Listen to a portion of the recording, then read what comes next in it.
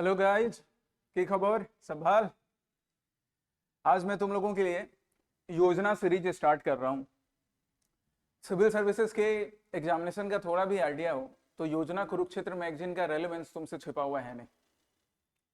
दिल्ली में कोई दोस्त तुम्हारा तैयारी कर रहा होगा ना, या जो लोग दिल्ली से तैयारी करके आए हो तो एक बार मालूम करना, ये मैगजीन जब वहाँ बुक शॉप पे पहुंचती हैं और कब खत्म होती है पहले वीक में भी मालूम नहीं पड़ता है, बुक करवा के रखना पड़ता है पहले। ऐसा होता था हमारे साथ, अभी भी वैसा ही चल रहा है। काफी इंपॉर्टेंट है ना सिर्फ प्रीलिम्स के लिए, क्योंकि प्रीलिम्स में भी एग्जामिनेशन में जो क्वेश्चंस आ रहे हैं ना एमसीक्यू, उसका लेवल तो बढ़ ही गया है स्टेट पीसीएस एपीएससी बीपीएससी इन सब में भी। और साथ ही यूपीएससी में तो हमेशा से अच्छा लेवल था, वहां पर भी आपको क्वेश्चंस मिलेंगे इस मैगजीन से। और मेंस में तो गारंटेड योजना की किसी ना किसी थीम से, योजना की किसी ना किसी मंथली मैगजीन से क्वेश्चंस आते ही हैं। और जनरली कोचिंग क्लासेस करने के टाइम में वो हमसे स्किप हो जाता है, बाद में अफसोस करना पड़ता है या रह जाता है। अब नहीं रहेगा। अगर दिल्ली में स्टूडेंट योजना मैगजीन पढ़ रहा है, कुरुक्षेत्र पढ़ रहा है, तो मेरे स्टूडेंट आसाम में क्यों नहीं पढ़ेंगे। इसलिए आज से ये स्टार्ट कर रहा हूं मैं योजना सीरीज, कुरुक्षेत्र भी एक बार करूंगा। पर्पस क्या होगा, ये मैगजीन गवर्नमेंट ऑफ इंडिया खुद इशू करती है, पब्लिकेशन डिवीजन जो है वो। और किस हेडिंग से करती है, डेवलपमेंट मंथली मैगजीन। मैं इसको क्या बुलाता हूं कि भैया ये भले गवर्नमेंट अपना डेवलपमेंट दिखा रही हो, लेकिन ये स्टूडेंट के प्रिपरेशन को एनहेंस करने के काम आता है। और सच में देखना, तुम्हारे प्रिपरेशन को एनहेंस करेगा। जो मोटो लिखा हुआ रहता है ना यहाँ पर मैगजीन का, जब फर्स्ट पेज ओपन करोगे तो जो मोटो अंदर लिखा रहता है वो लिखा रहता है, let the noble thoughts come to us from all sides. Sanskrit का एक श्लोक है ऋग्वेद का, आनो भद्रा क्रत्वो यंतु विश्वतः। मतलब हर तरफ से ज्ञान हम तक आए, हम उस ज्ञान को एक्सेप्ट करें। द ग्रेट इंडियन फिलोसफी जो ऋग्वेद में मेंशन्ड है। याद रखना, किसी रोज एक क्वेश्चन पूछ लिया जाएगा यहां से। तो तुम्हारे लिए वही काम मैं कर दे रहा हूं कि अगर योजना मैगजीन खरीद कर खुद नहीं पढ़ पा रहे हैं, क्योंकि कई बार काफी लेंदी आर्टिकल्स होते हैं, फैक्ट्स भी ज्यादा लिखा रहता है, तो एग्जामिनेशन पर्सपेक्टिव से क्या क्या इंपॉर्टेंट है वो काम मैं तुम्हारे लिए इस सीरीज में एनालाइज करके दे दूंगा। मंथली वाइज ये मैगजीन आती है अलग अलग थीम को लेकर। तो हर तरफ से ज्ञान, यूट्यूब से भी ज्ञान तुम तक पहुंचते रहेगा, है ना। चलिए, पर्पस तो समझ में आ गया आपको इस सीरीज का, है ना। आइए, आज हम लोग स्टार्ट करेंगे मई 2024 के मैगजीन से। मई 2024 का मैगजीन, पता है आज 15 जून है और फिर भी मैं मई 2024 का क्यों कर रहा हूँ, क्योंकि क्या मैंने बोला ना कि योजना मैगजीन की अवेलेबिलिटी ना इतनी इजी नहीं होती है। जो सब्सक्रिप्शन मैंने ईयरली ले रखा है, तो अभी तक शायद इंडिया पोस्ट में फंसा हुआ है, क्योंकि मेरे पास आया नहीं है। कोई नहीं, आ जाएगा तो जून वाला भी कर लेंगे। मई से करते हैं, काफी बढ़िया आर्टिकल था, इसलिए मई 2024 से स्टार्ट कर रहे हैं। तो योजना मई 2024 का इस बार का थीम क्या था, weaves of India. Indian weaving को लेकर, सिलाई बुनाई कढ़ाई हैंडलूम को लेकर एक आर्टिकल लिखा गया। क्योंकि गाइज, वीविंग की हिस्ट्री ना सिर्फ बुक तक लिमिटेड नहीं है। हमारे घर में जब विंटर सीजन स्टार्ट होता है ना, तो हमारे मम्मी पापा, हमारे घर के बड़े स्वेटर बुनने का काम शुरू करते हैं। अच्छा, मैंने यहाँ पर बोला कि हमारे मम्मी पापा भी बुनेंगे, अंकल भी, है ना। सिर्फ मम्मी ही स्वेटर बुने ऐसा नहीं होना चाहिए, जेंडर बायसनेस वर्क के साथ नहीं होना चाहिए। ये चीज तुम लोग सीखो, यही उम्मीद है मेरी तुम्हारे से, कि खाना बनाने का काम, सिलाई कढ़ाई करने का काम सिर्फ लड़कियां करेंगी, फीमेल जेंडर करेंगे। क्यों भाई, हम क्यों नहीं कर सकते हैं, बिल्कुल कर सकते हैं, है ना। तो हमारे यहाँ भाई वीविंग की जो हिस्ट्री है सिर्फ बुक तक लिमिटेड नहीं है, हमारे फैमिली का पार्ट है, एक इंटीग्रल पार्ट है इंडियन सोसाइटी का, तो इंपॉर्टेंट तो हो ही जाता है। अब हम ये देखते हैं कि यहाँ से क्वेश्चंस कैसे फ्रेम हो सकता है, कहाँ कहाँ क्वेश्चन पूछे जा सकते हैं। तो ये वाला जो थीम है, ये थीम किसके ऊपर है, वीविंग के ऊपर है। हम इसको किससे कनेक्ट कर सकते हैं, तो ये थीम हमारा हो गया रिच इंडियन हिस्ट्री, या और ज्यादा क्लियरली उसको स्पेसिफाई करें तो आर्ट एंड कल्चर सेक्शन से। मतलब यहां से प्रीलिम्स वाले एग्जामिनेशन में जीएस पेपर 1 में तो क्वेश्चंस आएंगे ही, एमसीक्यूज। इस सेशन में मैंने तुम्हारे लिए एमसीक्यूज भी बना के रखे हैं, तुम पूरा क्लास अटेंड करो, उसके बाद एमसीक्यू के आंसर्स दो डिस्क्रिप्शन में, कमेंट सेक्शन में जाकर। और साथ ही साथ मेंस वाले सेक्शन में आप जीएस पेपर 1 में इससे क्वेश्चंस एक्सपेक्ट कर सकते हो, दोनों जगह इसकी रेलेवेंस है, ठीक है। इंटरव्यू देने गए, अब आसाम में जैसे मुगा सिल्क काफी पॉपुलर है, मुगा सिल्क की साड़ी पहन के मान लो तुम इंटरव्यू देने गए, तुम गुजरात के पटोला वर्क को पहनकर इंटरव्यू देने गए, जो सामने इंटरव्यूअर बैठा है बोला अच्छा मुगा सिल्क पहनकर आई है, ये पटोला सिल्क के कपड़े, पटोला के कपड़े पहनकर आया है, कांजीवरम पहनकर आया है। क्वेश्चन पूछो इससे वीविंग के ऊपर, तो मालूम होना चाहिए ना, इंटरव्यू में भी काम आएगा। ठीक है, तो हम इन दोनों जगह पर एज वेल एज इंटरव्यू में क्वेश्चन एक्सपेक्ट कर सकते हैं इस थीम से, राइट। चलिए आगे बढ़ते हैं। कैसे क्वेश्चंस एक्सपेक्ट करोगे आप प्रीलिम्स के लिए, तो यहाँ पे कुछ मैंने आपके लिए क्वेश्चंस बना दिए हैं, यूपीएससी लेवल के क्वेश्चंस, स्टेट पीसीएस में भी काम आएंगे क्योंकि अब स्टेट पीसीएस का लेवल भी अच्छा हो गया, राइट। इसको तुम अटेम्प्ट करना एंड में, जब क्लास एंड होगा, सेशन एंड होगा, तब अटेम्प्ट करना, ठीक है। जितने पॉसिबल क्वेश्चंस हो सकते हैं मैंने अभी बना दिए हैं, आगे भी और क्वेश्चंस करेंगे हम लोग क्लासेस में, राइट। ये देखो 4-5 जो क्वेश्चंस हैं, और मेंस का भी एक क्वेश्चन मैंने तुमको दिया क्योंकि काफी इंपॉर्टेंट है। तो मेंस वाले भी इस क्वेश्चन को क्लास करने के बाद तुम आराम से इस मेंस के क्वेश्चन को लिख सकोगे। जो मेंस आंसर राइटिंग को लेकर हेजिटेशन है ना, मैं हमेशा कमेंट सेक्शन में भी देखता हूँ कि सर दिक्कत होती है मेंस का आंसर लिखने से, तो बाबू दिक्कत नहीं होगा, तुम क्लास अच्छे से करो और ना अपना हेजिटेशन ब्रेक करो लिखने का, पेन उठाओ और लिखो। तुमसे कौन बोल रहा है कि परफेक्ट आंसर होगा, शुरू में नहीं होगा, पूरा क्लास करो, उसके बाद ये क्वेश्चन ना उसी क्लास से रिलेटेड है जो मैं अभी तुमको एक्सप्लेन कर रहा हूँ, तुम लिखो ना, लिख के भेजो मेरे को ईमेल आईडी पे, ईमेल आईडी भी मेंशन है ही, लास्ट में भी ऐड कर दिया है मैंने। तुम लिखना एक बार शुरू करो, मॉडल आंसर देख कर लिखो, क्लास को देख कर लिखो, पूरा डिस्क्रिप्शन पूरे क्लास को सुन कर लिखो, देखो आंसर राइटिंग तुम्हारा धीरे धीरे इंप्रूव होगा। विराट कोहली की तरह धीरे धीरे करके हम इंप्रूव करेंगे, हार्दिक पांड्या नहीं बनना है, डिपेंडेबल नहीं है वो लोग, ठीक है। चलिए तो हम लोग अब इसको शुरू करें, वीविंग वाले चैप्टर को, मई 2024 योजना का नोट्स बना के मैंने तुम्हारे लिए यहाँ पे दे दिए हैं, शेयर कर दूंगा डिस्क्रिप्शन में, फिलहाल अभी समझने पे ध्यान दो। तो एज आई सेड कि वीविंग सिर्फ बुक्स का पार्ट नहीं है, करिकुलम का पार्ट नहीं है, this is an integral part of Indian culture. बहुत पुरानी हिस्ट्री है इसके, एंशिएंट टाइम से। क्यों इतना इंपॉर्टेंट है, तो क्यों इतना इंपॉर्टेंट है देखते हैं, क्यों इतना इंपॉर्टेंट। अच्छा ये दूसरे क्लास का बना हुआ है, चलो क्यों इतना इंपॉर्टेंट है। तो वीविंग ना सिर्फ not only used for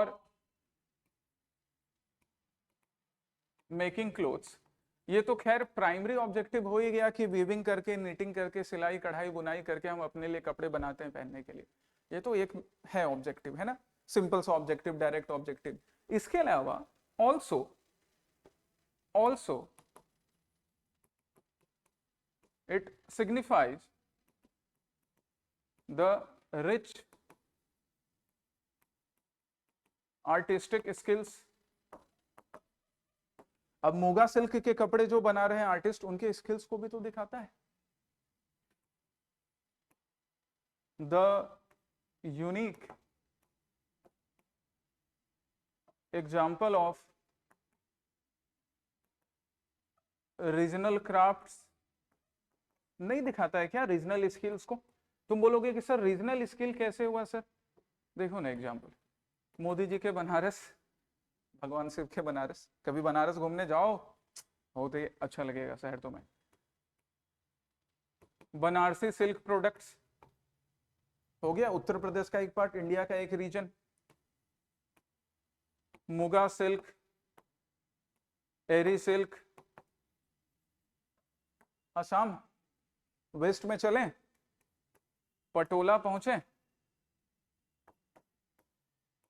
Gujarat, फिर मोदी जी के गुजरात पहुंच गए, कुछ दिन गुजारिए गुजरात में, कभी जाइए, पटोला कपड़े खरीद के लाइए। और देखें वेस्ट में पैठान, ये वाला ना काफी न्यूज में रहा गाइज, अभी महाराष्ट्र में इलेक्शन हो रहे थे तो भी न्यूज में था।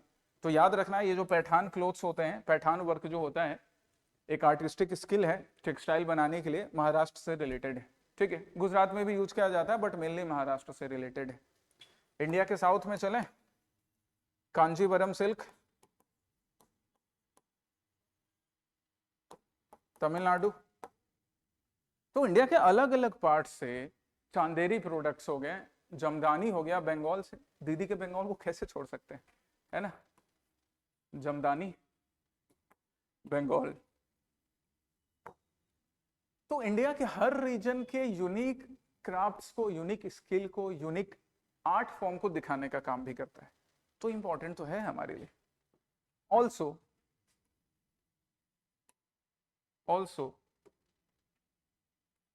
connect with nature. तुम बोलोगे सर नेचर के साथ भी कनेक्ट है क्या? हाँ है ना कनेक्ट। हम नेचुरल फिगर्स को, नेचुरल मोटिव्स को रिप्रेजेंट करते हैं, नेचुरल डाइज यूज करते हैं। अभी देखेंगे वो सारे फीचर के इंडियन वीविंग में हम लोग नेचुरल प्रोडक्ट यूज करते हैं, जिसके वजह से ये सस्टेनेबल भी है, राइट, एज वेल एज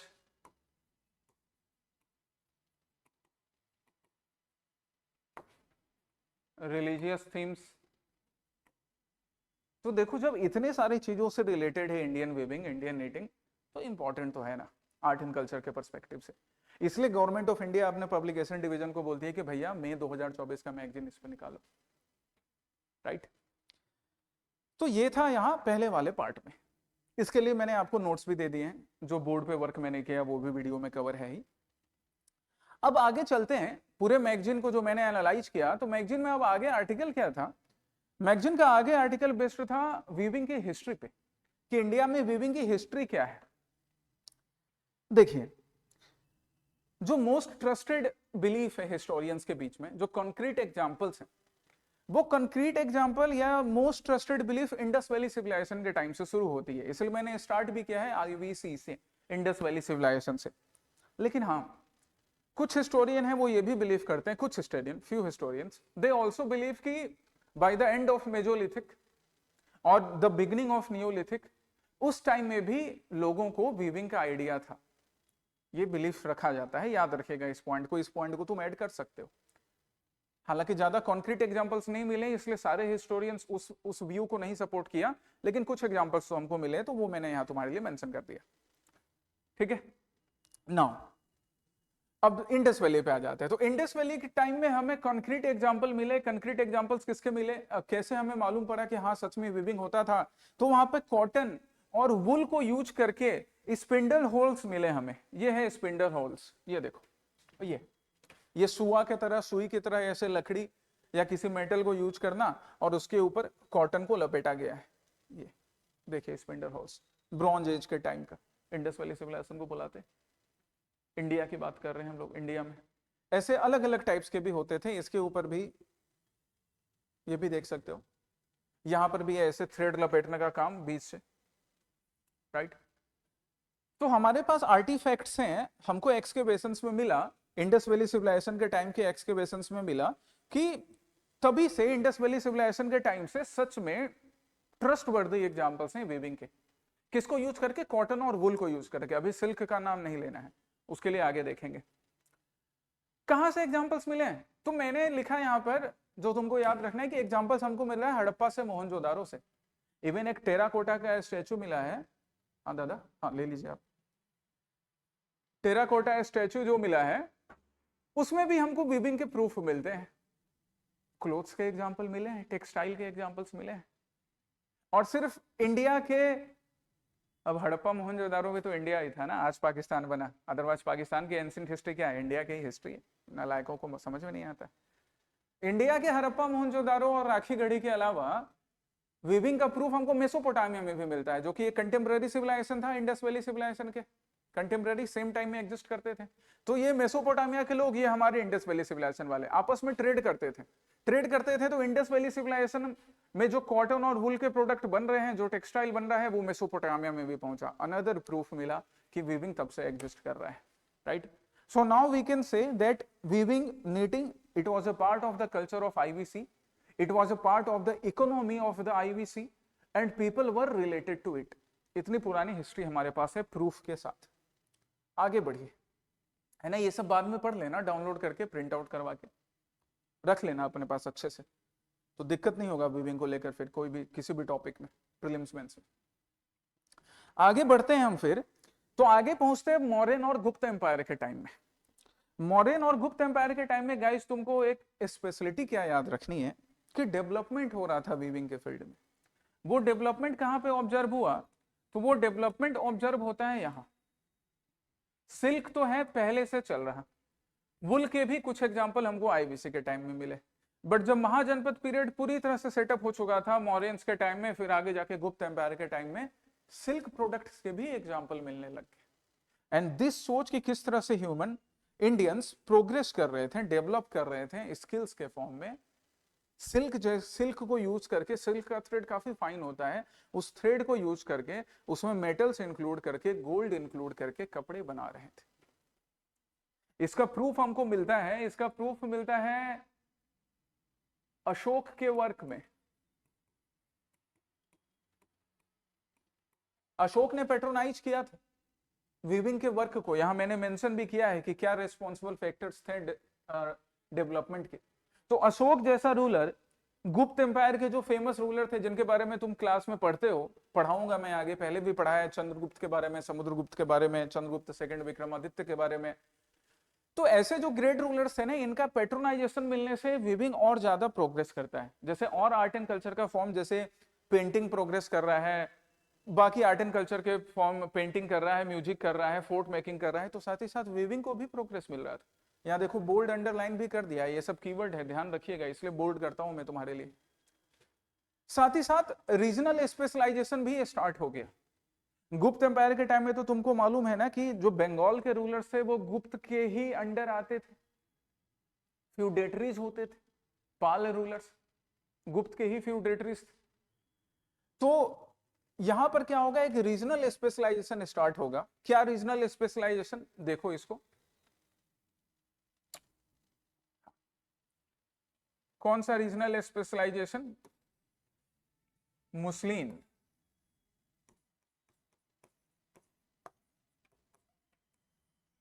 काफी पॉपुलर वर्ड होने वाला है, आगे जाके यूरोपियंस भी यूज करेंगे। फ्रॉम बंगाल। इसके हमको कंक्रीट एग्जांपल्स मिलने लगे सिंस गुप्त पीरियड। गुप्ता जी का लड़का वाला गुप्ता नहीं पढ़ लेना, गुप्त है वो। यहां से हमको एक रीजनल स्पेशलाइजेशन मुस्लिम के एग्जांपल मिलने लगे बंगाल से। आगे जाके यूरोपियंस भी ये मुस्लिम वाला टर्म यूज करेंगे, ध्यान दीजिएगा। मतलब यूरोपियंस भी वो टर्म यूज कर रहे थे जो हमारे एंशिएंट हिस्ट्री का पार्ट रहा है, राइट। फिर उसके बाद और क्या फैक्टर्स रहा कि ग्रो कर रहा है? एक बड़ा इंपॉर्टेंट पार्ट है सिल्क के पॉपुलर होने का। देखो सिल्क रूट मेंशन कर लो यहाँ पे, हाँ है, या मेंशन कर दिया मैंने। सिल्क रोड, जो सिल्क रूट था, the famous silk route, the silk road initiative, गुप्त रूलर्स के टाइम में और फिर गुप्त रूलर्स के बाद के जो रूलर्स हैं, जब उनका कंट्रोल उस रूट पे बढ़ने लगा तो इंडिया में भी सिल्क से रिलेटेड प्रोडक्ट और बाकी थ्रेड से रिलेटेड प्रोडक्ट में काफी डेवलपमेंट हुआ, उसका ट्रेड ग्रो करता है। एक स्टेबल रूल मिलना, ग्रेट रूलर्स का पेट्रोनाइजेशन मिलना, अशोक जैसे रूलर्स, बाकी गुप्त रूलर्स, सिल्क रूट के साथ कनेक्टिविटी होना, नए नए रीजनल वेरिएशन जैसे मुस्लिम बंगाल का रीजनल वेरिएशन स्टार्ट होना। These were the responsible factors behind development of weaving, behind development of Indian handloom during this time of Mauryas and Guptas. मुझे भाई साहब क्लियर है? तो यहाँ पे आपको इंडिया के डिफरेंट जो डायनेस्टीज रूल कर रही थी एंशिएंट हिस्ट्री में, उससे भी कनेक्ट कर लिया तुमने दिखा दिया कि किस तरह रूलर्स का भी कंट्रीब्यूशन था, कैसे ये इंडियन कल्चर से रिलेटेड है। गुड, आगे चलिए, हिस्ट्री में आगे चलते हैं। अब हिस्ट्री में आगे चलेंगे तो आगे फिर मिडाइवल पीरियड स्टार्ट होता है। मिडाइवल पीरियड जब इंडिया में इस्लामिक रूल स्टार्ट हुआ, अभी वीविंग का क्या स्टेटस? मिडाइवल पीरियड में वीविंग में ना एक और स्पेशलिटी क्या देखने मिली ड्यूरिंग मिडाइवल पीरियड,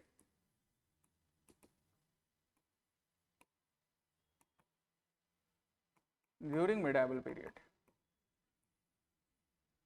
यहां पे सबसे बड़ी बात जो ऑब्जर्व की जाएगी, जो तुमको ध्यान रखना है, वो क्या होगा जरा बताओ, दिमाग लगाओ थोड़ा।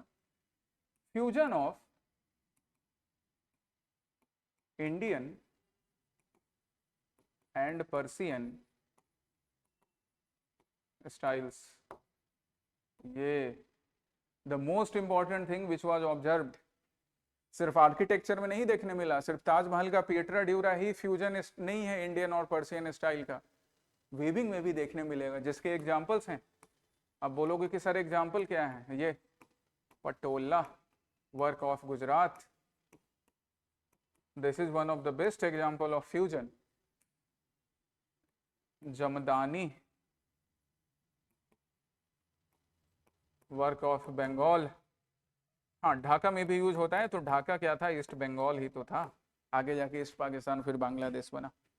ये एग्जांपल्स हैं फ्यूजन के, इंडियन और पर्शियन स्टाइल के, जो इस मिडाइवल टाइम में जब इंडिया में इस्लामिक रूल चल रहा था तब ऑब्जर्व किया गया। और क्या चेंजेस ऑब्जर्व किए जाएंगे, और चेंजेस क्या ऑब्जर्व किए जाएंगे मिडाइवल पीरियड में? तो और चेंजेस ऐसे हैं कि अब इस्लामिक रूल चल रहा है, जो राजा है वो रूल चला रहा है इस्लामिक लॉ शरीयत के अकॉर्डिंग। बहुत बढ़िया है। अब शरीयत में या इस्लामिक लॉज में जो अल्लाह है वो फॉर्मूलेस है।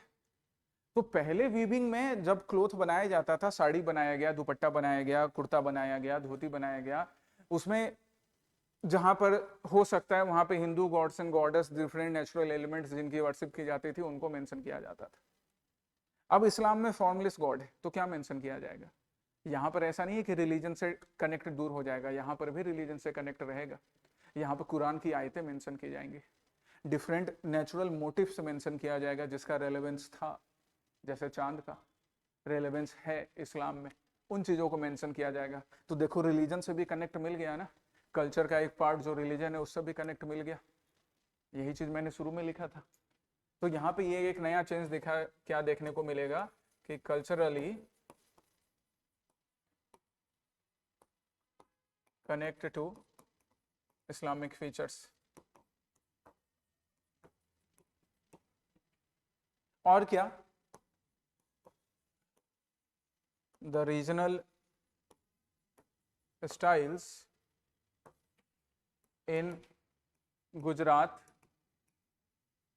राजपूताना, राजपूताना को कैसे भूल सकते हैं मिडाइवल पीरियड में, राजपूताना, बंगाल, बंगाल सबसे इंपॉर्टेंट प्रोविंस, मॉडर्न हिस्ट्री के लिए सबसे इंपॉर्टेंट पार्ट बन जाता है,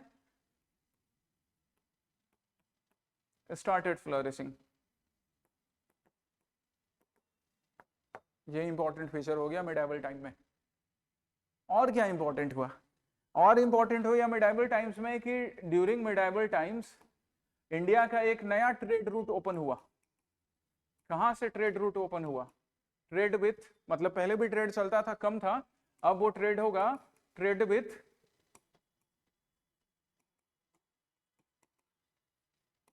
अरब नेशंस। तो अरब नेशंस के साथ ट्रेड, एशिया के, मिडिल ईस्ट के बाकी नेशंस के साथ ट्रेड, हाँ यूरोप के भी कुछ नेशंस के साथ ट्रेड, इन सब के साथ नए ट्रेड रूट ओपन हुए, स्पेशली मिडिल ईस्ट, एशिया का ये वाला पार्ट और अरब वाला पार्ट, इन रीजन्स के साथ जब ट्रेड ज्यादा होने लगा तो इंडियन मुस्लिम का, ये मुस्लिम वर्ड काफी पॉपुलर होगा, इंडिया के डिफरेंट वीविंग पैटर्न्स का ग्रोथ और बढ़िया हुआ अपने नए नए चेंजेस के साथ। जो चेंजेस हमने देखे कि कल्चरली ये चेंजेस हो रहा था। ठीक है, आगे बढ़िए। ये बनारसी सिल्क जो है ना, तो बनारसी सिल्क ऐसा नहीं है कि सिर्फ हिंदू कल्चर से रिलेटेड है ना, बनारसी सिल्क हिंदू कल्चर के साथ साथ, बनारसी वर्क हिंदू कल्चर के साथ साथ इंडिया के दूसरे और कंपोजिट कल्चर जैसे इस्लामिक कल्चर से भी उतना ही रिलेटेड है, उतना ही रिलेटेड। बाकी पटोला जमदानी तो ये है ही। आगे फिर बढ़ते हैं, जब कॉलोनियल ईरा स्टार्ट हुआ, कॉलोनियल ईरा में क्या हम लोगों को देखने मिला कि कॉलोनियल ईरा के टाइम में, जो तुमको मैंने बोला था कि मुस्लिम वर्ड याद रखना, आओ पहले यहीं से शुरू करता हूं मैं। मुस्लिम वर्ड है ना, इस डॉक्यूमेंट को प्रिंट करवा लेना गाइस, तुम्हारा वीविंग वाला पार्ट हो जाएगा। प्रिंट करवा लेना, सेव रखना अपने पास, प्रिंट करवा लोगे तो हमेशा रहेगा, नहीं तो मोबाइल में तुम गुम करा दोगे उसको। मुस्लिम वर्ड जो है ना वो यूरोप में काफी पॉपुलर हुआ।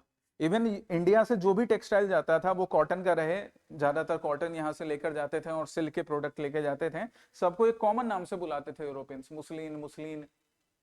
ठीक है, तो ये मुस्लिम वर्ड काफी पॉपुलर हुआ, या मुस्लिम प्रोडक्ट इंडिया के यूरोप में काफी पॉपुलर हुए। अब हम आगे देखते हैं कि भाई मुस्लिम वर्क तो पॉपुलर हुआ, लेकिन क्या स्टेटस था इंडियन टेक्सटाइल का?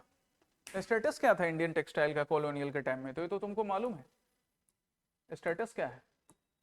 Status of Indian textile during colonial rule, तुम्हें स्टेटस मालूम है कि with introduction of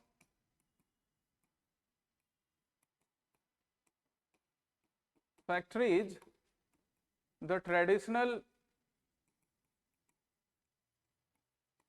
arts of weaving started declining, है ना, बड़ा अनफॉर्चुनेट रहा। ये देखते हैं कि ये रीजन था जिसके वजह से आर्टिस्ट वगैरह भी रिवॉल्ट में पार्टिसिपेट करते हैं कि नहीं, ठीक है। क्यों ऐसा हुआ? ड्यू टू, अब एंशियंट पीरियड में हमने अशोक जैसे रूलर्स की बात की, गुप्त रूलर्स की बात की, मिडाइवल पीरियड में अकबर जैसा रूलर हुआ, बाकी रूलर्स हुए, उन्होंने पैट्रोनाइज किया। अब इंडिया में रूलर्स ही खत्म हो रहे थे, अब ये ब्रिटिश आ गए थे रूल करने। तो जब इंडियन रूलर्स का ही लॉस हो रहा है, इसका मतलब रॉयल पैट्रोनेज मिलेगा नहीं, एक बड़ा फैक्टर हो गया डिक्लाइन का, due to loss of royal patronage, है कि नहीं, राइट। अब तुम बोलोगे कि सर हाँ डिक्लाइन तो हो रहा था, तो फिर इसका रिपरक्शन क्या देखने मिलेगा, क्या इंपैक्ट होगा इसका? इसका इंपैक्ट होगा रिवाइवल में, रिवाइवल एफर्ट्स। क्या रिवाइवल एफर्ट्स? फॉर एग्जाम्पल बताओ। स्वदेशी मूवमेंट के टाइम में बोला ना मैनचेस्टर क्लॉथ नहीं पहनेंगे, मैनचेस्टर क्लॉथ का बॉयकॉट करो। मैंने तुमको एग्जांपल भी बताया कि पंडित शादी करवाने जाते थे ना, देखते थे कि लड़का लड़की अगर उसने मैनचेस्टर के बने हुए क्लॉथ पहने हैं, शादी करवाने से मना कर देते थे। धोबी कपड़ा नहीं धुलते थे वैसे लोगों का जो मैनचेस्टर क्लॉथ पहनते थे। तो देखो एक रिवाइवल एफर्ट स्टार्ट हुआ, रिवाइवल मूवमेंट स्टार्ट हुआ इंडियन टेक्सटाइल को वापस रिवाइव करने का। और ज्यादा पॉपुलर हुआ किसके हेल्प से? एमके गांधी के हेल्प से, क्योंकि गांधी बापू आते हैं और चरखा एंड खादी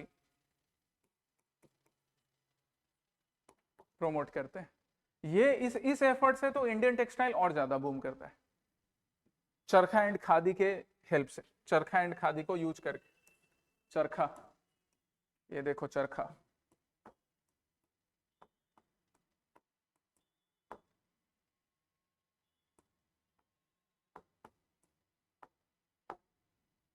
ये हमारे सलमान भाई हैं, गांधी जी को भी भाई बुलाते थे इसलिए मैंने सलमान भाई को भी ले लिया यहाँ पर। ये वही चरखा है अहमदाबाद साबरमती आश्रम का, गांधी जी ने इंडिया में जो पहला आश्रम लगाया था। आश्रम क्यों लगाया था एक क्लास में तुमको समझाया है, आगे हिस्ट्री के क्लासेस में भी देखोगे। तो गांधी ने चरखा और खादी प्रमोट किया कि हर कोई, मैं भी आज से ब्रिटिश क्लोथ्स फॉरेन क्लोथ्स नहीं पहनूंगा, एक धोती लपेट के रहूंगा तब तक जब तक मेरे सारे भाइयों बहनों के पास पहनने के लिए कपड़े नहीं हो जाएं। During the non cooperation movement Gandhi ने ये डिसीजन लिया था, ये प्लेज लिया था, एक धोती पहन के रहे। चर्चिल फिर उनको हाफ नेकेड फकीर बुलाएगा। तो गांधी के एफर्ट से जो इंडियन टेक्सटाइल है, इंडियन वीविंग है, वो और पॉपुलर हुई। सलमान भाई भी कभी जाके फोटो खिंचवाते हैं तो और पॉपुलैरिटी मिलती, राइट। तो इस तरह से कॉलोनियल पीरियड में एक बार फिर से रिवाइवल भी शुरू किया गया। इंपैक्ट तो दिख ही रहे थे। हाँ, एक और पॉजिटिव इंपैक्ट क्या दिखा कि फैक्ट्री जो लग रही थी तो उससे बॉम्बे, अहमदाबाद, कलकत्ता ऐसे रीजन हैंडलूम इंडस्ट्री के रूप में भी ग्रो कर रहे थे। ये एक पॉजिटिव इंपैक्ट। ब्रिटिश ने फैक्ट्रीज लगाया अपने फायदे के लिए, लेकिन उससे हमको भी ये फायदा हुआ कि हमारे इंडिया के कुछ रीजन्स, कुछ पॉकेट्स टेक्सटाइल इंडस्ट्री के लिए काफी ग्रो किए। आज भी अहमदाबाद, सूरत ये टेक्सटाइल के लिए काफी पॉपुलर है। अब तो दिल्ली के पास फरीदाबाद में, वहां पर भी कई फैक्ट्रीज लग गई हैं टेक्सटाइल के लिए। इंडिया में अलग अलग रीजन पे है, कलकत्ता बहुत पुराना है, वहां पर पहले से लगा हुआ है। तो इस तरह से कुछ पॉकेट्स टेक्सटाइल इंडस्ट्रीज के फॉर्म में भी पॉपुलर होते हैं। ये वाला पार्ट हमारा कॉलोनियल हिस्ट्री का था। हम वीविंग की हिस्ट्री देख रहे हैं, और वीविंग की हिस्ट्री अब हम पोस्ट इंडिपेंडेंस में भी देखेंगे। Just a minute, post independence में भी देखेंगे। पोस्ट इंडिपेंडेंस में देखो, पोस्ट इंडिपेंडेंस में अब मैंने यहाँ पे एक गवर्नमेंट इनिशिएटिव का एग्जांपल दिया है, ध्यान दो एकदम, ये सब तुमको याद रखना है। कौन सा गवर्नमेंट इनिशिएटिव लिखा है मैंने? ऐसा नाम मैंने चूज किया जो कि तुमको इजीली याद रहे, पहचान identity card scheme, recent scheme है। आइडेंटिटी कार्ड वैसे पहचान के लिए होता है ना, आइडेंटिटी के लिए होता है, तो गवर्नमेंट ने नाम भी वैसे ही रखा, पहचान आइडेंटिटी कार्ड स्कीम, ताकि हर व्यूवर्स को एक पहचान मिले, एक आइडेंटिटी मिले। किस लिए आइडेंटिटी मिले? ताकि उसको जो स्कीम्स बनते हैं ना, सब्सिडीज देने के लिए, हेल्प देने के लिए, वेलफेयर प्रोग्राम्स, उसका फायदा मिल सके। तो तुम बोलोगे कि पोस्ट इंडिपेंडेंस में गवर्नमेंट स्कीम्स के थ्रू इस तरह से वीविंग को रिवाइव किया जा रहा है, प्रोटेक्ट किया जा रहा है, प्रमोट किया जा रहा है। दूसरा एग्जाम्पल मुद्रा योजना, द वेरी फेमस मुद्रा योजना। मुद्रा योजना सिर्फ ऐसा नहीं है कि आपको कल को एक रेस्टोरेंट ओपन करना है उसके लिए आप मुद्रा से लोन ले रहे हो, या आपको कोई बिजनेस करना है, आपको वीविंग से रिलेटेड, हैंडलूम से रिलेटेड भी बिजनेस करना है, गवर्नमेंट प्रमोट करती है कि भाई आप वीविंग बिजनेस के लिए भी मुद्रा लोन लीजिए। एकदम simple simple but effective examples लिखना है जो याद रहे हमेशा के लिए। हैंडलूम क्लस्टर्स का डेवलपमेंट करना, हैंडलूम क्लस्टर्स कि अभी प्री कॉलोनियल कॉलोनियल एरिया में मैंने बोला ना कि कॉलोनियल एरिया में कुछ क्लस्टर्स डेवलप हुए हैं, कलकत्ता, अहमदाबाद, सूरत, बॉम्बे जैसे। तो गवर्नमेंट ऑफ इंडिया ने क्या बोला कि सिर्फ वही क्लस्टर्स क्यों, हम इंडिया के बाकी रीजन्स में, लखनऊ में क्लस्टर्स डेवलप करेंगे, हम आसाम में क्लस्टर डेवलप करेंगे, मुगा सिल्क एरा, इनके प्रोडक्ट को बढ़ावा देंगे, गमोछा के प्रोडक्शन को बढ़ावा देंगे, है ना। क्लस्टर डेवलपमेंट इनिशिएटिव एग्जांपल दे सकते हो, to promote gamocha, to promote gamocha cluster approach in Assam. बताओ समझ में आ रहा है कि नहीं? ध्यान रखना है इसको, बस रेगुलर एक बार फिर से रिवाइज कर लेना, एकदम ध्यान रहेगा। जो पॉइंट्स अलग से मैं लिख रहा हूं उस पॉइंट्स को अपने नोट्स में ऐड कर लेना, इसको प्रिंट आउट करवा के या कॉपी में नोट्स बनाओगे वहां पर, राइट। तो इन सब इनिशिएटिव से पोस्ट इंडिपेंडेंस पीरियड में गवर्नमेंट इसको प्रमोट कर रही है, वीविंग को और प्रमोट कर रही है, और ये सब चीज योजना के उस मैगजीन में है गाइस, वहां से एक्सट्रैक्ट करके मैं तुम्हारे लिए लेकर आ गया हूं तुम्हारे सामने। इनके अलावा कुछ और भी देखते हैं हम, और भी प्रोग्राम्स था जो मुझे उस मैगजीन में मिला तुम्हारे लिए, जैसे हैंडलूम रिवाइवल मूवमेंट। अब मोदी जी आजकल, अब जैसे पहले गांधी जी पहनते थे खादी के क्लोथ, तो गांधी जी ने रिवाइवल किया खादी का, चरखा का, अब मोदी जी भी खादी पहनते हैं तो उससे भी तो रिवाइवल होता है। मोदी जी से पहले चाचा जी भी पहनते थे, रेयरली होता है जब चाचा का नाम और मोदी जी का नाम साथ में आता है, यहाँ पर देखो दोनों का नाम साथ में, prime minister Nehru as well as prime minister Narendra Modi. इन दोनों के एफर्ट्स से इन दोनों ने खुद एक बड़ी अच्छी बात किया है, लीड बाई एग्जांपल। इन दोनों लीडर्स ने खुद खादी के बने हुए कपड़े या डिफरेंट इंडियन टेक्सटाइल जैसे जमदानी, पटोला, चांदेरी, मुगा, कॉटन के बाकी वर्क्स और डिफरेंट वर्क्स, इन कपड़ों को पहनकर खुद से इनके रिवाइवल में काफी हेल्प किया। अब जब चाचा नेहरू सपोज मुगा सिल्क के कपड़े पहन के बाहर निकले तो लोगों को लगेगा ना, कह रहे वाह चाचा पहन रहे मुगा सिल्क, कितना पॉपुलर है। आज मोदी जी पहनकर G7 के मीट में गए तो पॉपुलर होना है। इसलिए देखना उनके ड्रेसेस में ना टाइम टू टाइम चेंज आता है, कभी यहाँ पे गमछा आसाम का बना हुआ रखा, कभी कांजीवरम सिल्क का रखा, कभी बिहार में भागलपुर में जो सिल्क मिलता है उसका बंडी पहन लिया, उसका कोट पहन लिया, कभी बनारसी सिल्क का पहना। तो इस तरह से प्रमोट करने का काम लीडर्स भी करते हैं, जो कभी गांधी जी ने किया था, कभी नेहरू चाचा ने किया था, अब मोदी जी भी कर रहे हैं, राइट। डाइवर्सिफिकेशन करने का काम, इंडिपेंडेंस के बाद एक अच्छी चीज क्या हुई कि डाइवर्सिफाई किया गया। डाइवर्सिफाई किया गया किस किस सेक्टर में? तो डाइवर्सिफाई किया गया डिजाइन में, कि जो डिजाइन हम पहले यूज कर रहे थे उन डिजाइन के अलावा मॉडर्न डिजाइन इंक्लूड करते हैं। डाइवर्सिफाई किया गया, जब क्लस्टर सेटअप कर रहे थे तो मैकेनाइजेशन पे भी ध्यान दिया गया कि नए नए मशीन्स लगाएंगे, मशीन्स के हेल्प से ये जो टेक्सटाइल का प्रोडक्शन है इसको फास्ट किया जाएगा ताकि मार्केट से कंपीट कर सके। डाइवर्सिफाई किया गया और नए कलर्स के यूज में, डाइवर्सिफाई किया गया डिजिटल एम्पावरमेंट करके भी। सपोज अभी मैं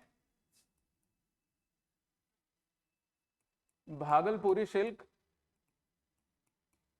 भागलपुर बिहार, इस सिल्क को यूज करके मैं अच्छा कोट, ओवरकोट बनाने जानता हूं, लेकिन मुझे मार्केट का एक्सेस नहीं है, तो मेरे स्किल्स को कैसे प्रमोशन मिलेगा? वहां हेल्प करेगा डिजिटल एम्पावरमेंट। मैं क्या करूंगा, अपने कपड़े बनाऊंगा और उसको अमेजॉन, फ्लिपकार्ट और बाकी ऐसे जो भी प्लेटफॉर्म्स होते हैं ई कॉमर्स वाले, उससे सेल करूंगा। आसाम की किसी रिमोट कॉर्नर में रहने वाला एक गमछा बनाने वाला, मुगा एरा सिल्क के प्रोडक्ट्स बनाने वाला या बनाने वाली कोई आर्टिस्ट अपने प्रोडक्ट को डिजिटली एम्पावरमेंट का हेल्प लेकर भी पूरे वर्ल्ड के सामने प्रेजेंट कर सकता है। तो these are the positive changes during the post independence time. बाकी जो तुमको एग्जांपल्स और लगे कि सर हम ये और एग्जांपल भी पोस्ट इंडिपेंडेंस में इंक्लूड कर सकते हैं, बिल्कुल इंक्लूड कीजिए। मैगजीन में जो था वो मैंने तुम्हारे लिए यहाँ पे कर दिया, ठीक है। आगे बढ़िए, अब आगे सेक्शन में क्या था मैगजीन में? तो आगे योजना मैगजीन बात क्या कर रही है? Sustainability of Indian weaves, Indian weaving जो है, इंडियन हैंडलूम जो है, उसकी सस्टेनेबिलिटी का क्या स्टेटस है? तो योजना बोलता है, गवर्नमेंट ऑफ इंडिया बोलती है कि इंडियन वीव जो है वो काफी सस्टेनेबल है। क्यों सस्टेनेबल है भाई? क्यों सस्टेनेबल है? सस्टेनेबल है क्योंकि हम नेचुरल फाइबर्स यूज करते हैं। नेचुरल फाइबर्स यूज करते हैं, cotton, silk, jute, wool and other natural fibres. Even आजकल तो बैम्बू को यूज करके भी फाइबर बनाया जा रहा है। तो जब हम नेचुरल फाइबर यूज करते हैं ना, तो इसका एनवायरमेंटल इंपैक्ट जो है वो काफी कम होता है, नेगेटिव एनवायरमेंटल इंपैक्ट काफी कम होता है ना। इवन बैम्बू थ्रेड भी एग्जांपल लिख लो।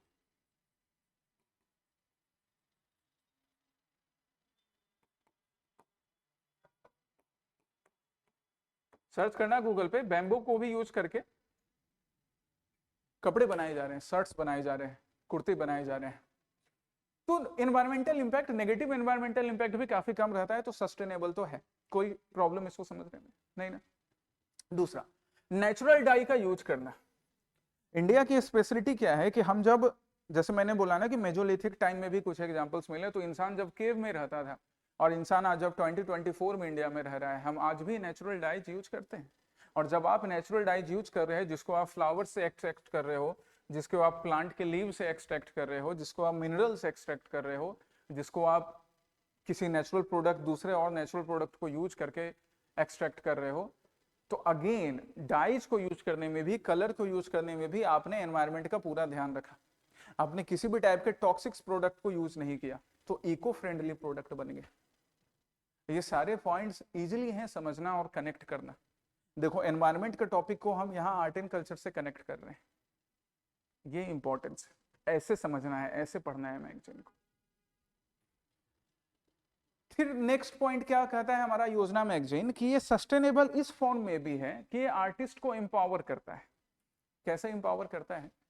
तो वीविंग, नीटिंग, ये सारी चीजें जो है ना, ये जनरेशन टू जनरेशन स्किल्स पास होती हैं। तो अगर जनरेशन टू जनरेशन स्किल्स पास हो रही हैं, लेकिन अभी प्रेजेंट जनरेशन को अगर सपोर्ट नहीं मिलेगा, तो वो आर्टिस्टिक स्किल तो गायब हो जाएगी। इसलिए गवर्नमेंट ऑफ इंडिया वो डिफरेंट जो स्कीम्स, जो प्रोग्राम हमने गवर्नमेंट का देखा, चाहे डिजिटल एम्पावरमेंट हो, या फिर मोदी जी, नेहरू जी का कुर्ता पहनना, या फिर कॉटन कमीशन ऑफ इंडिया का इनिशिएटिव, वो भी मैंने आगे लिखा है, मेंशन करा है। तो इन सब के वजह से आर्टिस्ट का एम्पावरमेंट करना भी एक सस्टेनेबल फॉर्म है। जैसे इंडिया के रिच क्राफ्ट को, रिच स्किल्स को हम हमेशा के लिए मेंटेन करके, प्रिजर्व करके, प्रोमोट करके रखते हैं, right. That's why Indian weaving is sustainable, इसलिए सस्टेनेबल है। और सस्टेनेबल में क्या कंट्रीब्यूट करता है? यही जिसका नाम अभी मैंने तुमको बोला, सीसीआई, जो तुम्हें बोर्ड पे दिख रहा है।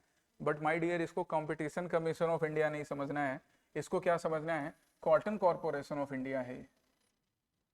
कॉटन कॉर्पोरेशन ऑफ इंडिया, ये कॉटन कॉर्पोरेशन ऑफ इंडिया क्या करता है?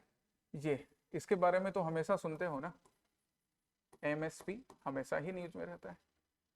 ये कॉटन प्रोड्यूसर फार्मर्स जो हैं, उनको एमएसपी, उनके लिए एमएसपी इंश्योर करता है। उससे क्या फायदा होगा? उससे फायदा होगा कि मार्केट के एडवर्स इंपैक्ट्स, मार्केट में जो फ्लक्चुएशंस होते हैं, वो फ्लक्चुएशन हो सकता है डिमांड के वजह से हो, वो फ्लक्चुएशन सप्लाई के वजह से। सप्लाई साइड मेजर या डिमांड साइड मेजर, किसी भी मेजर में अफेक्ट पड़ने से अगर फार्मर्स परेशान हो, उससे बचाने के लिए एमएसपी देने का काम, उसको मॉनिटर करने का काम कॉटन कॉर्पोरेशन ऑफ इंडिया करती है। तो ये भी एक प्रैक्टिस है वीविंग को सस्टेनेबल बनाने का। फिर मैंने बिहेवियरल चेंज का एग्जांपल दिया यहां।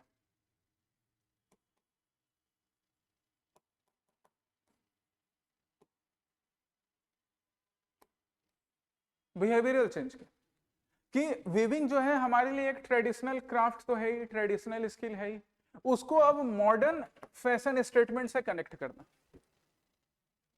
मॉडर्न फैशन स्टेटमेंट से कैसे कनेक्ट करना?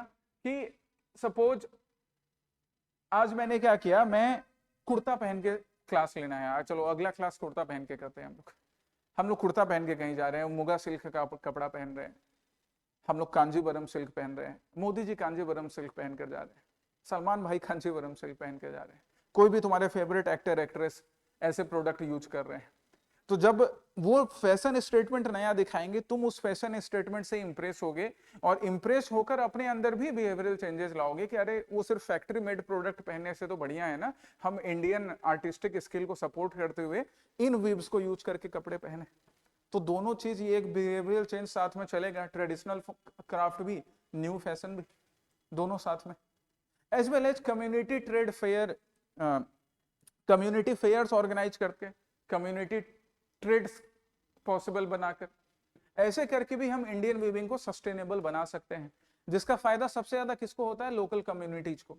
ये जहां यहाँ पे जो मैंने कम्युनिटी फेयर वाला पॉइंट तुम्हें समझाया, कम्युनिटी फेयर, सपोज कोई ट्राइब है और वो ट्राइब पर्टिकुलर टाइप के वीविंग स्किल को, निटिंग स्किल को जानती है, तो अगर हम लोग कम्युनिटी लेवल पे डिफरेंट डिफरेंट ट्राइबल्स को बुलाकर, different tribals, ministry of tribals development जो है वो क्या करेगी, डिफरेंट ट्राइबल्स का ग्रुप बनाएगी और डिफरेंट ट्राइबल्स का ग्रुप बनाकर उनको एक प्लेटफॉर्म प्रोवाइड करेगी जहां पर वो अपने स्किल्स को शोकेस कर सकें, तो ना सिर्फ इंडियन वीविंग प्रोटेक्ट होगा, बल्कि वो जो उन ट्राइबल्स का जो लाइवलीहुड है, उन ट्राइबल्स का जो रिच हिस्ट्री है, वो भी प्रोटेक्टेड रहेगा।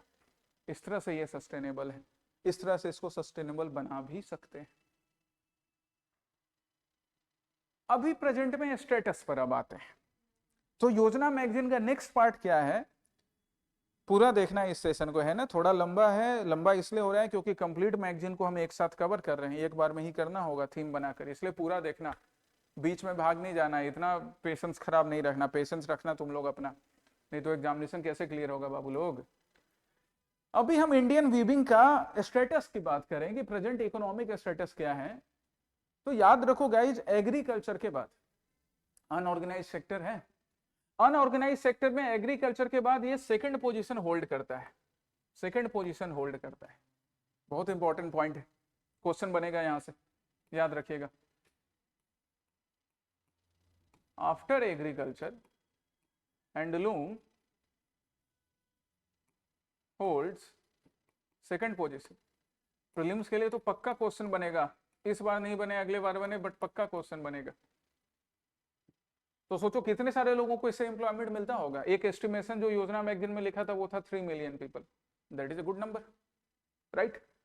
इवन प्री कोविड टाइम में, कोविड से पहले का जब इन्होंने एनालिसिस किया तो इन्होंने क्या देखा कि कोविड से पहले अराउंड 300 मिलियन यूएस डॉलर का बिजनेस होता था। काफी बढ़िया है ये। इंडियन टेक्सटाइल से, इंडियन वीविंग से, ये ओरिजिनल जो जिनका भी हमने नाम लिया, ये सारे Indian original Indian weaving techniques को, आर्ट फॉर्म को यूज करके, हालांकि कोविड के बाद थोड़ा वो डिक्लाइन हुआ है, बट रिकवर कर रहे हैं मार्केट। गवर्नमेंट अभी क्या कर रही है ना, अभी रिसेंटली क्या हुआ था, हेल्प ऑफ पेटीएम, पेटीएम को यूज करना। गवर्नमेंट पेटीएम के साथ, गवर्नमेंट ऑफ इंडिया ने मतलब एक इनिशिएटिव स्टार्ट किया कि पेटीएम क्या करेगा, इंडियन हैंडलूम के प्रोडक्ट को प्रमोट करेगा अपने platform, and many other such kind of schemes. ऐसे स्कीम्स को यूज करके कोविड के बाद और ज्यादा जो एक डिक्लाइन हो गया था, उस डिक्लाइन से बचने के लिए, उस डिक्लाइन को फिर से रिवाइव करने के लिए ऐसे ऐसे इनिशिएटिव्स लिए जाते हैं, ताकि इंडियन वीविंग, जैसे पहले यूएस डॉलर 300 मिलियन का मार्केट था, वो यूएस डॉलर 500 मिलियन तक पहुंचे और ग्रोथ करे। ये पेटीएम वाला एग्जांपल याद रखिएगा, राइट, आंसर्स में लिखने के लिए। ठीक है, आगे बढ़े। आगे हम इंडियन वीविंग का स्टेटस एक्सपोर्ट के फॉर्म में देखते हैं कि कितना एक्सपोर्ट होता है या किस कंट्री में ज्यादा होता है। तो as per the data which is given by government in the Yojana magazine, जो मैक्सिमम एक्सपोर्ट है इंडियन वीविंग का, वो कहां पर हो रहा है, किस कंट्री के साथ हो रहा है, किस कंट्री के साथ हो रहा है, यूनाइटेड स्टेट्स ऑफ अमेरिका के साथ, अराउंड 40%। और फिर उसके बाद मिडिल ईस्ट नेशंस के साथ, मतलब इन दोनों के साथ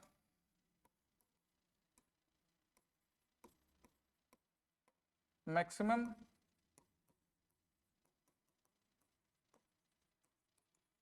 एक्सपोर्ट वीविंग इंडियन टेक्सटाइल का।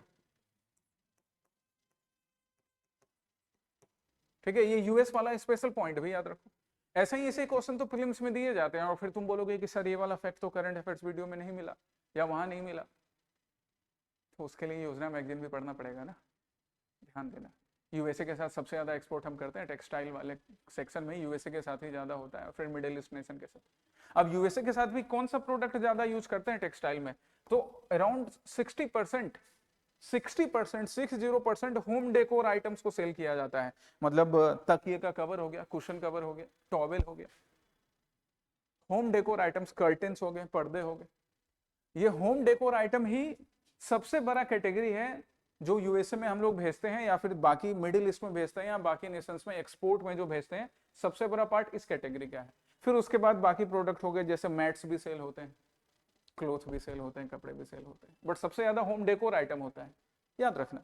एस्पिरेंट कैसे कंफ्यूज करेगा, वो देखेगा कि अरे नहीं यार, होम डेकोर आइटम में कहाँ सिल्क यूज करेंगे, कहाँ उसमें कॉटन यूज करेंगे, कहाँ इंडियन वीविंग यूज करेंगे, वो तो कपड़ों में ज्यादा होता होगा। नहीं माय डियर, होम डेकोर में ज्यादा होता है।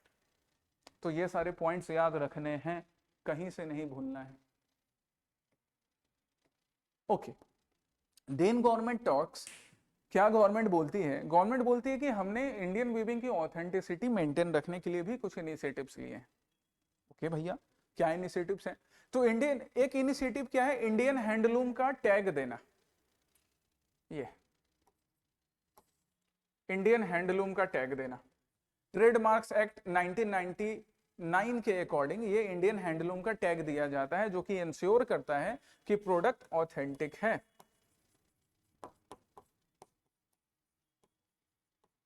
तो आप भी जब कपड़ा खरीदने जाएं तो जागो ग्राहक जागो, इंडियन हैंडलूम का टैग भी देखा करो। इंटेलेक्चुअल प्रॉपर्टी राइट को भी प्रोटेक्ट करने के लिए geographical indication and goods act के अकॉर्डिंग जो लोग भी वीवर्स जो हैं, जिनके पास कोई यूनिक आर्टिस्टिक स्किल है, उनके इंटेलेक्चुअल प्रॉपर्टी को भी प्रोटेक्ट करने के लिए प्रोविजन है, ताकि कोई फॉरेन एंटिटी यहां पर आकर या इंडिया में ही कोई बिजनेस एंटिटी इनका गलत फायदा नहीं उठाए। तो हम इंटेलेक्चुअल प्रॉपर्टी भी प्रोटेक्ट कर रहे हैं और ऑथेंटिक प्रोडक्ट को इंश्योर करने के लिए ऐसा इंडियन हैंडलूम नाम का एक टैग भी देते हैं। गुड, चलिए आगे बढ़ते हैं।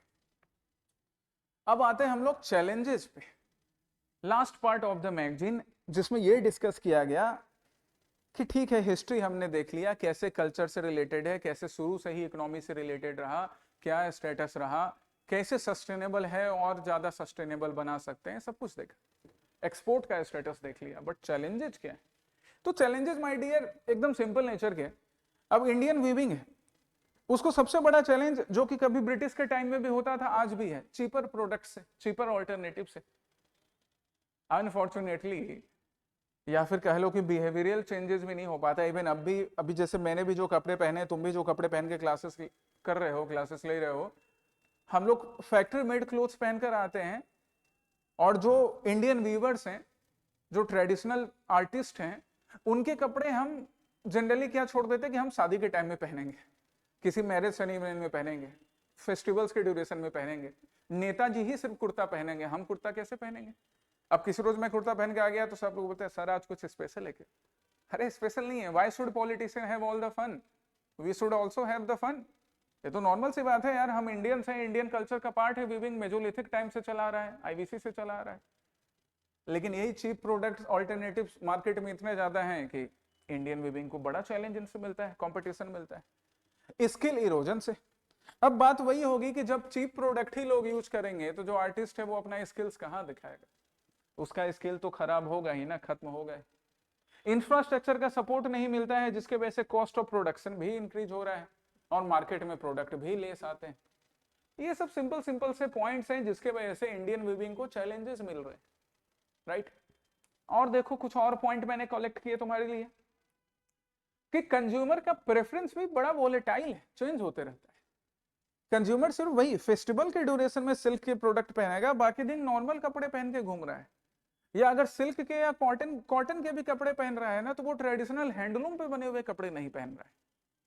यहाँ पे गवर्नमेंट को वर्क करने की जरूरत है कि गवर्नमेंट बिहेवियरल चेंजेस भी लेकर आए, या हम लोग भी बिहेवियरल चेंजेस अपने में लाएं। जो सेलिब्रिटीज हैं, जो लोगों को इन्फ्लुएंस कर सकते हैं, वो बिहेवियरल चेंजेस लेकर आए, ताकि इंडियन हैंडलूम को प्रमोशन मिले, कस्टमर का प्रेफरेंस पॉजिटिव डायरेक्शन में शिफ्ट हो, मार्केट एक्सेस बढ़े, and last but not the list, जो थोड़े बहुत भी एनवायरमेंटल कंसर्न होते हैं। तुम बोलोगे कि सर एनवायरमेंटल कंसर्न कहां से आ गया? नेचुरल हम लोग डाई यूज कर रहे हैं, नेचुरल कलर यूज कर रहे हैं, नेचुरल थ्रेड यूज कर रहे हैं, बट गाइस क्या होता है ना कि ये नेचुरल डाई बनाने में, नेचुरल थ्रेड यूज करने में एक चीज क्या ऑब्जर्व किया गया कि वाटर का यूज बहुत ज्यादा होता है। तो वाटर का यूज जब बहुत ज्यादा होता है, यहां पर देखो, इसको अंडरलाइन करो, इस पॉइंट को अंडरलाइन करो, जब वाटर का यूज बहुत ज्यादा हो रहा है, और वाटर आज हमारे लिए एक ब्लेसिंग तो था ही कि इंडिया में नदियां जो बहती थी हम उनको माँ कह के बुलाते हैं। पूरब और पश्चिम का वो कितना बढ़िया सॉन्ग है ना, इतनी ममता नदियों को भी हम माता कह के बुलाते हैं, इतना आदर इंसान तो क्या पत्थर भी पूजे जाते हैं। राइट, बड़ा अच्छा वो सॉन्ग है, कभी सुनाऊंगा मैं, सुनना उसको, अच्छा है। बट आज हमारे लिए हमने उन्हीं रिवर्स को पॉल्यूट कर दिया है, हमने ग्राउंड वाटर इतना डिप्लीट कर दिया है कि पानी नहीं मिलता है। गर्मी के दिनों में गुवाहाटी हो, चाहे मुंबई हो, चाहे पटना हो, चाहे दिल्ली हो, वाटर स्कार सिटी होती है। अब दिल्ली में लोग बोलते हैं कि अरे हरियाणा वाले तो पानी नहीं आने दे रहे हैं, हरियाणा वाला बोलते हैं कि बावड़ा हो गया क्या, हम पानी पी जाएंगे क्या सारा का सारा दिल्ली का, झगड़ते ही रहते हैं लोग। तो इसके वजह से कभी कभी एनवायरमेंटल कंसर्न जनरेट होता है कि भाई वाटर का यूज काफी होता है, ये नेचुरल थ्रेड बनाने के लिए, डाइज बनाने के लिए एनर्जी भी थोड़ा ज्यादा कंज्यूम होता है। तो कुछ एनवायरमेंटल कंसर्न भी हैं, but yes this concerns can be addressed, ये चैलेंजेस एड्रेस किए जा सकते हैं। ये था वीविंग इन इंडिया का मई 2024 का सेक्शन योजना का। इतनी चीजों को आपको ध्यान रखना है, ठीक है। अब इससे रिलेटेड क्वेश्चंस पर आते हैं जो तुम बनाओगे। अच्छा हाँ, क्वेश्चन पे आने से पहले एक और चीज, हाँ एक इनिशिएटिव जो मुझे मिला मैगजीन में, क्या इनिशिएटिव मिला, Kasturi cotton Bharat initiative. Kasturi cotton Bharat initiative दो ऑर्गेनाइजेशन मिलकर चला रही है, दो इंस्टीट्यूट है, एक है मिनिस्ट्री ऑफ टेक्सटाइल,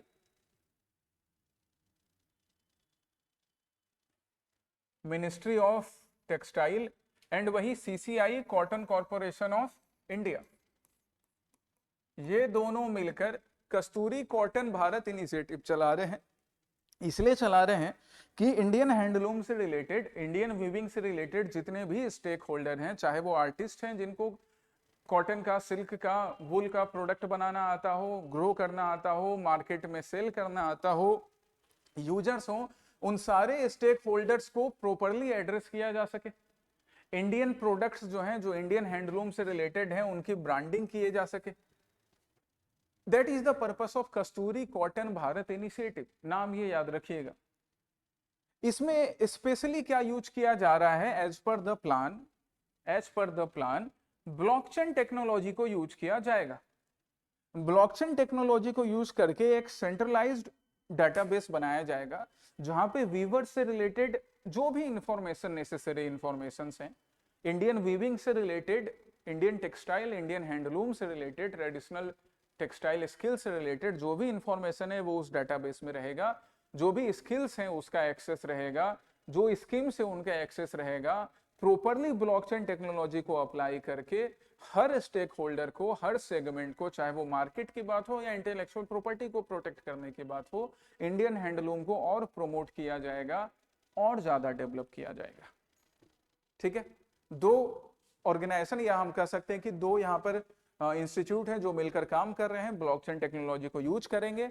एंड साथ ही साथ cotton textile export promotion council, इसके लिए एपेक्स बॉडी बनाई गई है जो कि इस पूरे वर्क को देखेगी, कस्तूरी कॉटन इंडिया इनिशिएटिव।